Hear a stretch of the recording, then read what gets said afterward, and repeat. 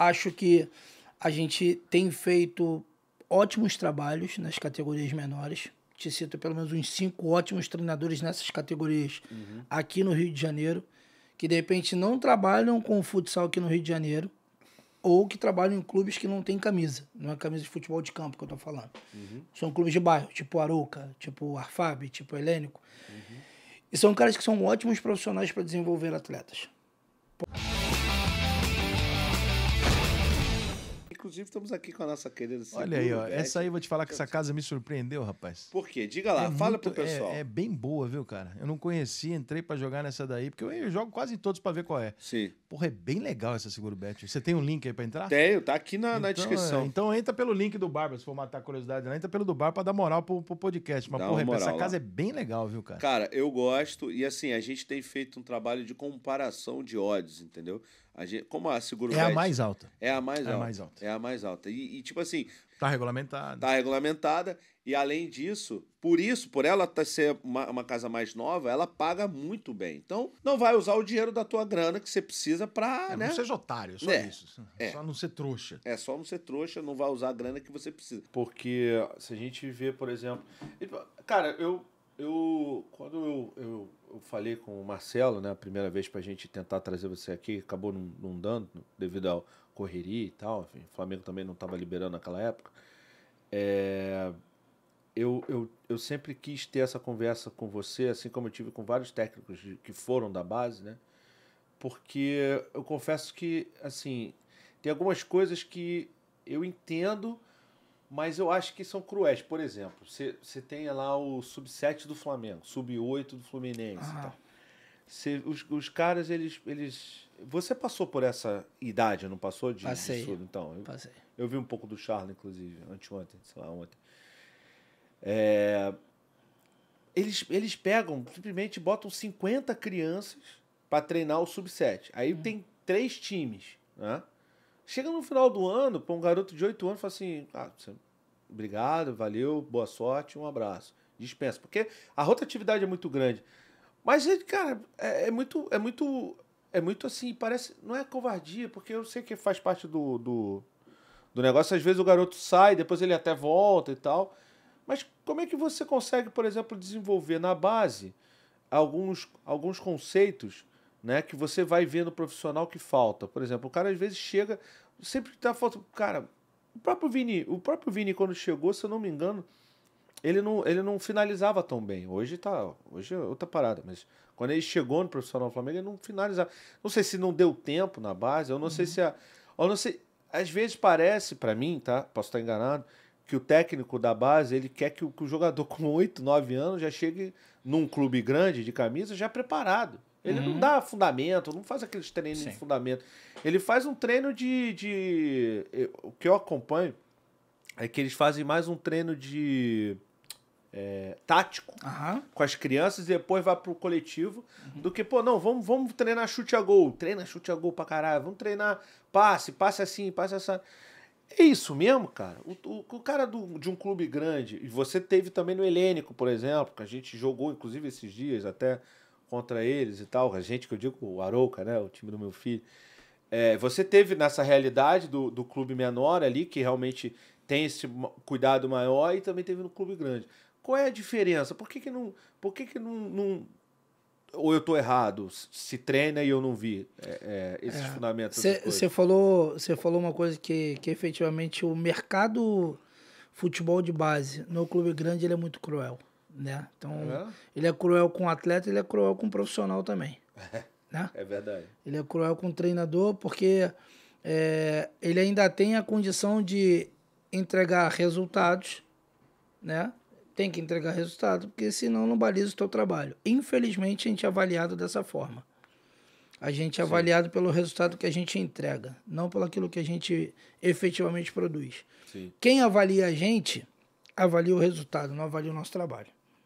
Sim. Esse é o ponto. Sim. Para mim, tá? Essa é a minha opinião. Sim. Concordo com você. Acho que a gente tem feito ótimos trabalhos nas categorias menores. Te cito pelo menos uns 5 ótimos treinadores nessas categorias aqui no Rio de Janeiro, que de repente não trabalham com o futsal aqui no Rio de Janeiro, ou que trabalham em clubes que não tem camisa. Não é camisa de futebol de campo que eu tô falando. São clubes de bairro, tipo Arouca, tipo Arfab, tipo Helênico. E são caras que são ótimos profissionais para desenvolver atletas. Ponto. Só que quando a gente migra de um clube desse para um clube de camisa, um clube, a tua realidade muda e a quantidade de atletas que você tem que observar muda também. Sim. Eu faço uma conta simples de que eu tenho que ter profissionais para cada 5 ou 6 atletas para desenvolver trabalhos nessas categorias. Se eu tenho 50 atletas, eu tenho que ter 10 profissionais trabalhando nessa categoria. Sim. E pode ser estagiário, pode ser estudante, pode ser jogador, pode ser o que for. Sim. Só que ele vai ter a supervisão de um cara ali, um líder, que é o treinador da categoria, o treinador do módulo. Então essas pessoas precisam se ajudar para justamente conseguir desenvolver esses atletas. Ah, Mário, isso é surreal. Eu não vou conseguir colocar 10 profissionais para trabalhar no sub-7. Em cada sub, né? Em cada sub, beleza. Eles vão dobrar categoria, eles vão trabalhar em 3 categorias diferentes, porque os horários são diferentes. Sim. E aí você remunera bem esse cara para que ele tenha efetivamente motivação para fazer aquele trabalho. Foco para conseguir desenvolver o menino numa fase que é muito sensível. É muito sensível. Ali até os 12, 14 anos é muito sensível para isso. Para que ele possa aprender efetivamente a técnica, possa efetivamente aprender. Pode ter um componente tático, sim, por que não? Mas não ser exagerado. Sim, pois é. Porque eu trabalhei na coordenação de um clube de futsal, o que eu vi era um exagero da parte tática, principalmente, nas categorias menores. Ah, Mário, tu foi treinador de sub-11, tu não botava a parte tática? Botava, mas eu exigia que o meu jogador corresse, que ele marcasse, que ele fosse competitivo, que ele driblasse, que ele chutasse bem. Isso. Chutasse bem. Eu tinha um jogador que jogou no Flamengo, ele foi pro Flamengo com 13 anos, que era o Clebinho. Ele foi meu atleta no futsal dos 8... dos 8 aos 13. Ele chutava que nem eu tinha medo dele, no sub-9, no sub-11. O pessoal saía da barreira. E ele era um pequenininho, um cotoquinho. E assim, é muito legal a história dele, que a barreira abria mesmo. Ele olhar para mim, pode? Eu falei, pode. A barreira abria. E assim, mas era porque ele tinha essa virtude. Ele não botava aquilo ali para amedrontar os outros. Ele chutava para fazer o gol, pô. Claro. É o objetivo do jogo. Sim. Então assim, o Clebinho tá fazendo isso de maldade contra os outros? Não. Tá fazendo porque é um recurso que ele tem. Sim. Como tinha uma galera que usava o arremesso do goleiro para um pivô grandão, raspar de cabeça e fazer o gol. Recurso. Mas... O Marão usa aquela quadra pequenininha. Recurso. Aquela quadra bem pequena. Porra.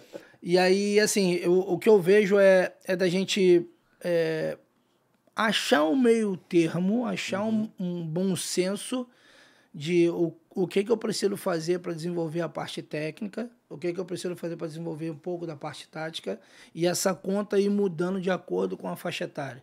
15, 16, 17, a tática, de repente já pode entrar um pouco mais, mas eu não posso deixar de trabalhar a técnica. Sim. E dessas faixas para baixo ter mais trabalho técnico, mas a preocupação com os resultados, sim, é o que atrapalha muito, cara. Olha, eu vou te falar, eu sei que o pessoal da Arouca vai ver a gente aqui hoje e tal, mas eu vou falar algumas coisas porque, enfim, que eu acho que é pro bem do futebol como um todo.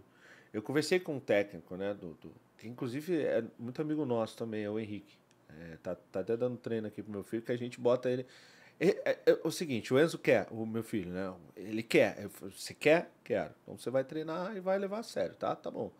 Mas tem sempre aquela linha tênue entre ser lúdico, né? Para não ser chato, não ser uma coisa cobrança excessiva, e também ter a cobrança para ele saber que é assim que começa.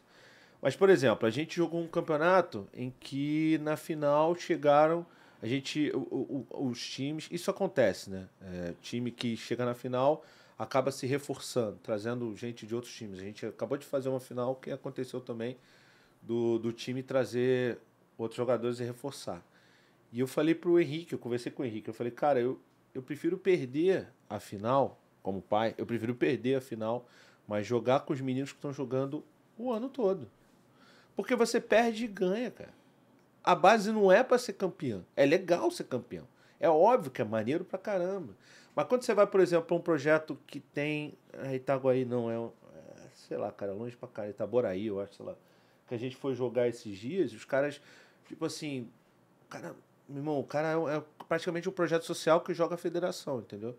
cara não tem condição. É um projeto mesmo que, assim, que a gente ficou tocado. A gente falou, pô, vamos juntar aqui, vamos fazer uma doação e tal, não sei o quê. Você vê que aquilo ali é a essência, é formar a garotada, não é ser campeão. Campeão é importante, é legal. É difícil você, por exemplo, numa federação, bater campeão tendo Flamengo, Vasco, Botafogo, Fluminense jogando, e sendo um clube, não sendo um desses 4 clubes. Mas a cobrança para ser campeão na base, eu acho covardia, para ser bem sincero com você. É claro que o cara tem que ser campeão, tem que experimentar ser campeão. Mas o mais importante para mim, como pai de um jogadorzinho pequenininho, talvez vire alguma coisa, mas também como o cara que fala de futebol, que trabalha com futebol, trabalhei com futebol durante 20 anos, a base é para formar, cara. Não é para ser campeão. Não tenho dúvida. A Copa São Paulo mudou muito esse jogo. A transmissão da Copa São Paulo mudou muito esse jogo, cara. Hoje a cobrança para você, ser campeão da Copa São Paulo virou música do Palmeiras durante muito tempo, nego zoando o Palmeiras que não tinha copinha. Caraca, todo respeito à Copa, foda-se a copinha. O cara chegue no profissional e dê resultado. Que o cara chegue na seleção brasileira e dê resultado. E aí você vê jogadores que chegam muito imaturos nesse sentido, né? De não ter todos os fundamentos desenvolvidos. Sim. E aí você tem que recorrer a quem tem condição, quem pode, ou então o técnico que observa que aquele jogador ali tem um potencial, vai lá e, não, peraí, vamos fazer um personal aqui, vamos tirar você um pouco desse negócio, vamos fazer treino de toque, treino de passe, treino de drible, treino de chute e tal. Sim. Porque, e aí, eu sempre digo isso. Com tudo isso, desculpa, tô me excedendo muito, mas é uma baita oportunidade que eu tenho de ter você aqui, não vou desperdiçar para poder falar isso. Até para diferenciar um pouco, você teve várias resenhas também, né? Então acho que é uma forma também de diferenciar um pouco. Se não der view, não tem problema, assim, eu gosto de conversar. E aí você tem um futebol que também, eu estava até conversando com o Petkovic esses dias, eu acho que cada vez mais quem vai chegar no futebol é quem tem condição, cara. Aquele cara mais ferrado, eu sei que ele vai ter mais fome. Mas eu sei que ele também vai sucumbir mais facilmente à pressão. A pressão do Sub-7, cara. Os pais gritando. Outro dia saiu um vídeo aqui no Sub-13, cara, uma final, sei lá. Agora, depois eu te mostro. Pais caindo na porrada na torcida, cara. Futsal, futebol. Futsal, isso é direto. Cara, entendeu? É loucura. Então, cara, os garotos ainda vão ter que ter um acompanhamento psicológico para entender que, cara, aquilo ali é teu pai. Você não pode balizar a tua carreira por isso, tem que ser por isso. O exagero nessa categoria faz com que ele chegue com 15, 16 anos e largue. Então, é isso, cara. Eu lembro quando eu fui pegar uma vez um ingresso com o Diego lá o filho dele jogava na Aroca, o Davi, agora tá lá no Flamengo. Caraca, eu vi uma gritaria, um negócio. Puta, eu não vou botar meu filho nesse negócio. Ele tinha 5 anos também. Agora estamos lá, nós gritando. Mas eu, pelo menos, tenho o maior respeito lá. Não provoco ninguém. Falo pro pessoal, né, e tal. Eu grito pro meu time. Não grito contra o outro time. Mas eu vejo a galera vaiando garoto de 7 anos, cara. Acho que tá tudo muito errado, sabe? Eu sou meio saudosista com relação a isso. Porque eu tenho uma veia competitiva muito aguçada da minha época de atleta, que eu tentei ser jogador também. Mas é uma coisa que eu carrego comigo, assim, de me esforçar muito para conseguir aquilo que eu quero. E isso acaba te tornando competitivo. Sim. Isso é importantíssimo. Nessas idades aí, para mim, tinha que premiar todo mundo. Tinha que ser tipo festival. A gente se encontra um final de semana na quadra do Aroca. São quantos times? 12? Vão ser 6 jogos. Vai premiar todo mundo no Sub-7. Aí daqui a 15 dias a gente se encontra em Madureira. Os 12 times, premia todo mundo de novo. Daqui a 15 dias a gente vai para Mackenzie. Premia todo mundo. E aí, de repente, lá no final, quando tiver todo mundo jogado contra todo mundo, eu vou chamar o time que ficou em primeiro lugar e dou um troféu, dou um prêmio diferente. Pode ser. Só que isso semana a semana, tu vai vendo quem tá em primeiro, quem tá em quinto, quem tá em último. Isso. Quem tá em último já não quer mais jogar. É verdade. Quem tá em Começa último, a abandonar. Os pais vão assim, pô, trabalho é ruim, vamos trocar de time. Porque assim, a gente não consegue avaliar se o trabalho é bom ou não. Sim, sim. A gente avalia o resultado. E acaba que isso começa muito cedo. Começa muito cedo. Eu também não sou contra a competitividade, não. Entendeu? Eu acho que o jogo em si, a capacidade de duelar, de estar ali 1 contra 1, uma equipe contra outra, ok, vamos jogar, ganhou um, perdeu, empate, Sim, tá legal também. Eu concordo. Mas vamos premiar igual. Eu falei assim, caraca, eu perdi o jogo, tô sendo premiado igual. Semana que vem eu vou estar aqui de novo. É uma ideia. Pode ser. É uma ideia, uma sugestão. Pode ser. Entendeu? Pode Nessas categorias, porque... E aí a gente ainda convive com outro problema no meio do futebol de base. Porque aí tu faz o trabalho aqui no Arouca, teu filho tem? 7 anos. Enzo, né? Aí o Enzo tem 7 anos, ele chega com 11, começa a desenvolver bem, porque o Arouca é um grupinho um pouquinho menor, que tem um trabalho bacana, que é organizado, que tem um trabalho de desenvolvimento. Ele chega com 11, 12, ele tá muito bem, ele já começa a migrar pro campo. Certo? E aí quando ele migra pro campo, ele já esqueceu, ele não quer mais jogar no Arouca, ele só quer jogar o campo. E eu acho que o futsal é importantíssimo, primordial para essa fase. Aí, saudosista falando do futsal, porque eu sou oriundo do futsal. Eu joguei futsal em campo até o sub-20. Não fui um grande jogador, tanto é que fui para a faculdade, mas eu fiz faculdade, fiz especialização, fiz um montão de coisa porque eu jogava futebol. Sim. Não é porque eu tinha condição de pagar a faculdade. Sim. Faculdade particular eu não tinha condição nenhuma de pagar. Minha mãe passava roupa para fora para me dar o dinheiro da passagem. Porque ainda tinha que pagar a passagem. Bacana. Entendeu? Então, assim, foram situações que eu tive que passar para poder chegar no meu objetivo, que era me tornar um profissional de educação física. Só fui trabalhar com futebol de verdade, futebol de campo, 10 anos depois de formado. Legal. Entendeu? E aí, assim, o que eu posso fazer de diferente na vida do menino que está comigo no Helênico, que não tem condição nenhuma de ter um personal? É desenvolver o caráter, desenvolver com condição técnica dele, ensinar aquilo que eu aprendi no futsal, que não foi muita coisa, mas o pouco que eu aprendi eu acho que eu poderia contribuir muito para aqueles meninos ali. E assim, a gente montou equipe, tem jogador que saiu dali para a seleção brasileira, tem jogador que está jogando, que jogou no Real Madrid, tem jogador que está jogando na Premier League, que saiu do Helênico, cara. Legal. O Bruno Guimarães saiu do Helênico. O Marcelo, lateral esquerdo do Real Madrid, que tá no Fluminense, ele não saiu do Helênico, ele saiu do Gurilândia em Botafogo.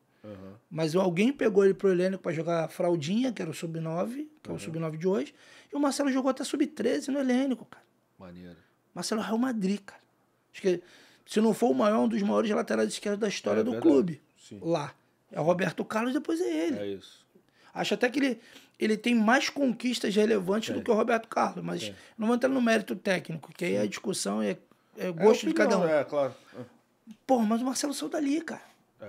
E o que o Helênico tinha de bom? Tinha um treinador, o Aric Hernan, que é meu amigo, mandar um abraço pra ele, que era chato pra caramba com parte técnica dos moleques, negócio de domínio, de passe, de postura, de ajuste do corpo, que era chato. Falei assim, pô, o Ari é chato, cara, com isso.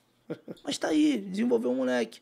E eu peguei um pouco dessa fonte. Eu tava chegando na minha carreira como treinador, pô, se o Ari é chato e consegue dar resultado com os moleques, eu vou ser um pouquinho chato também com isso. Vou fazer isso, sei lá, 10, 15 minutos da minha atividade.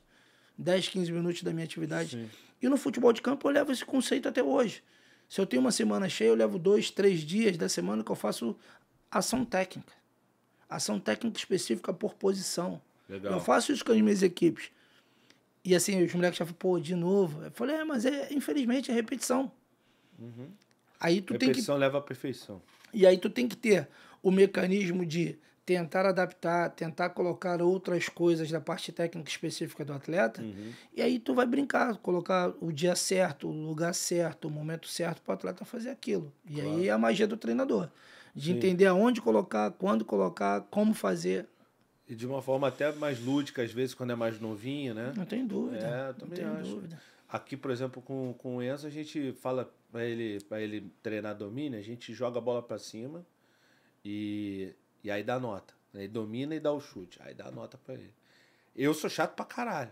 Nota 4, nota... Pô, papai, você não consegue fazer melhor. Eu falei, não, mas eu consigo avaliar.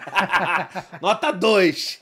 Aí quando ele... Mas aí o que acontece? Quando ele tira um 10, ele sabe que aquilo foi de verdade. Ele sabe que ele conseguiu. É só um exemplo bobo, mas... Sim. Mas é isso. Acho que tem que ter uma ludicidade, não sei se existe essa palavra, tem que ter uma questão um pouco lúdica, Sim, né, envolvida, afinal são crianças, sim, né?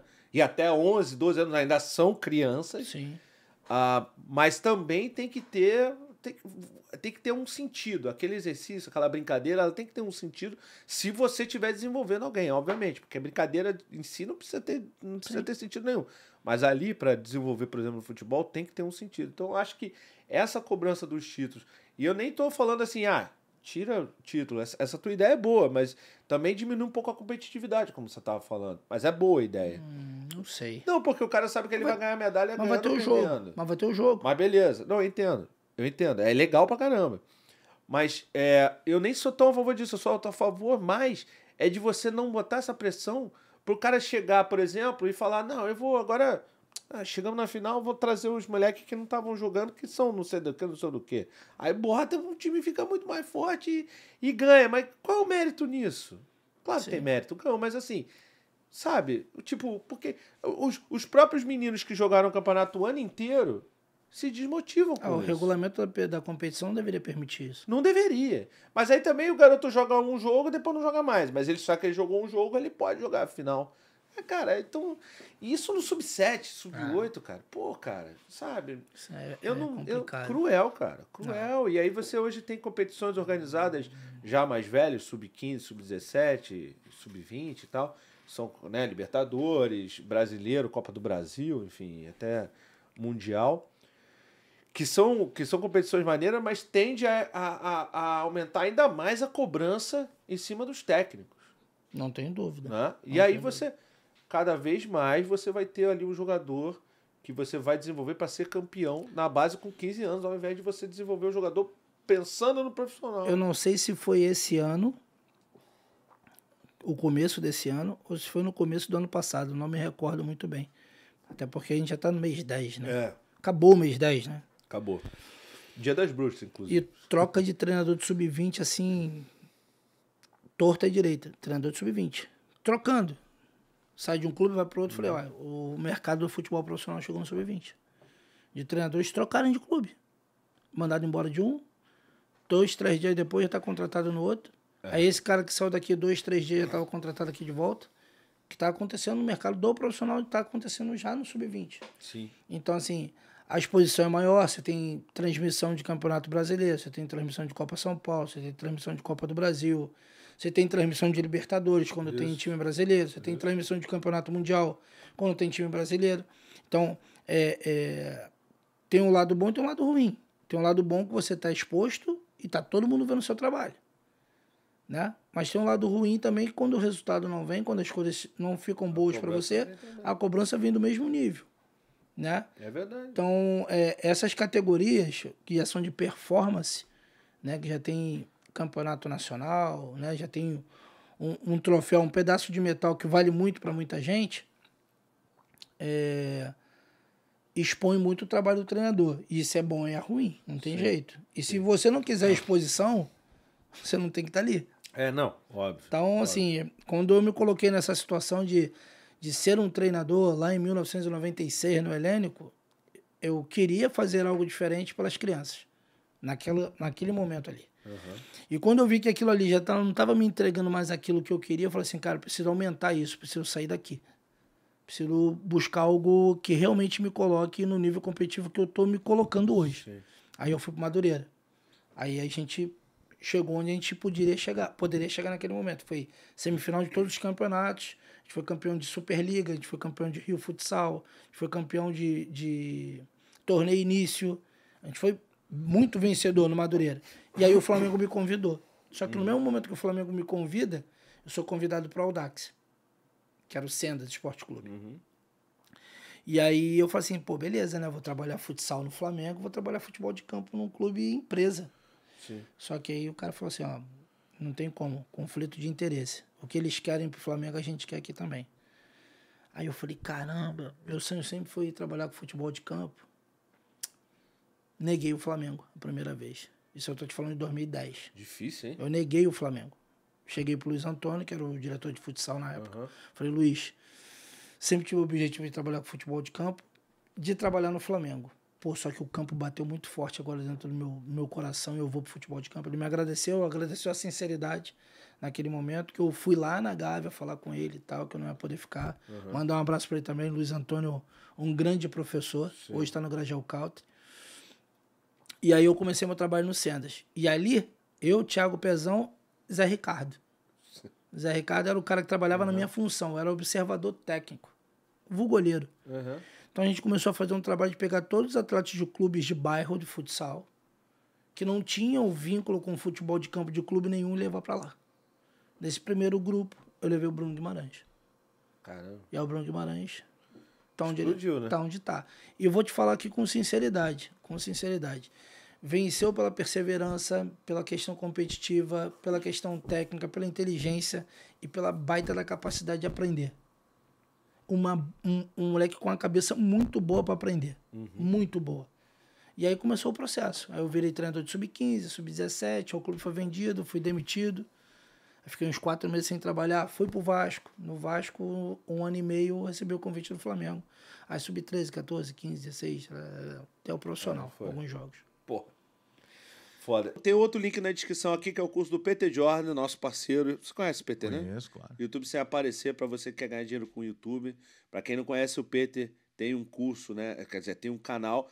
No canal principal dele tem mais de 13 milhões de inscritos. Também é a mesma coisa, né? Você não vai ganhar dinheiro da noite pro dia, tem que ralar bastante. Mas aí nesse caso tem que trabalhar, tá, irmão? Então se prepara aí que não é essas coisinhas que brasileiro adora, que é atalho. Não tem atalho.